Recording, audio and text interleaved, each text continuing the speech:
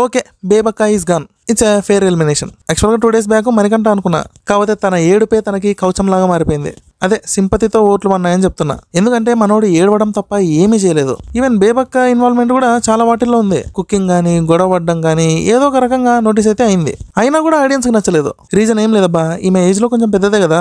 ఇలాంటి పెద్దవాళ్ళ నుంచి ఎవరైనా సరే మినిమం రెస్పాన్సిబిలిటీ అనేది ఎక్స్పెక్ట్ చేస్తారు. దేంట్లో అయినా సరే ఇనిషియేటివ్ తీసుకోవాలి. ఫర్ ఎగ్జాంపుల్, ఎవరన్నా బాధపడుతుంటే ఓదార్చడము, అందరికీ మంచి మాటలు చెప్పడము, ఈక్వల్ గా ట్రీట్ చేయడం, ఇంకా చాలా ఉన్నాయి. సర్లే, ఇవన్నీ చేస్తే గేమ్ ఎప్పుడు ఆడేది అంటారా? ఇదే గేమ్ మంచిగా ఉంటేనే కదా దీంట్లో గెలిచేది. లీడర్షిప్ క్వాలిటీస్ గురించి చెప్తుంది, కాకపోతే ఎలా ఉండాలో తెలియదు. యాక్చువల్ గా నేను నాగార్జున ఏమైతే మాట్లాడుతుంటే భలే నవ్వుకున్నా. ఫస్ట్ నేను సాఫ్ట్ గా ఉన్నాను, ఇప్పుడు నేను స్ట్రాంగ్ గా ఉండి నా వాయిస్ ని రైస్ చేస్తున్నాను. ఇది సార్ నేనని చెప్పి ఫుల్ జోష్ లో చెప్పింది. ఈ జోష్ కంటెంట్ ఏదో సెకండ్ డే నుంచే ఇచ్చింటే సరిపోతుండే కదా. సాటర్డే ఇస్తే ఏమొస్తుంది బొచ్చు.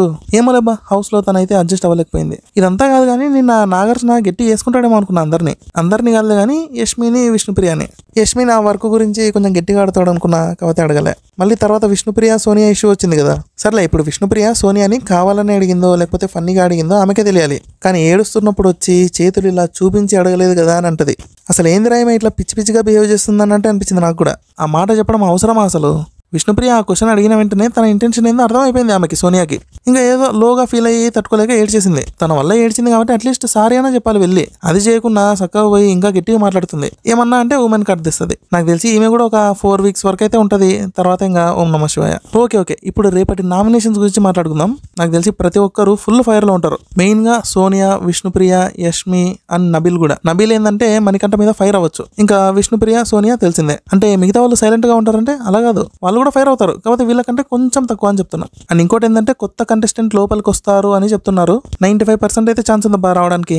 ఒకవేళ ఇప్పుడు కాకపోయినా నెక్స్ట్ వీక్ లేదా మిడిల్ ఆఫ్ ద వీక్ అయితే పక్కా వస్తారు. అండ్ వచ్చే కంటెస్టెంట్ మాక్సిమం ఒక ఎంటర్టైనర్ అయ్యే ఛాన్సే ఉంటుంది. ఎందుకంటే బేబక్కని ఎంటర్టైన్ చేస్తుందనే తీసుకున్నారు కదా.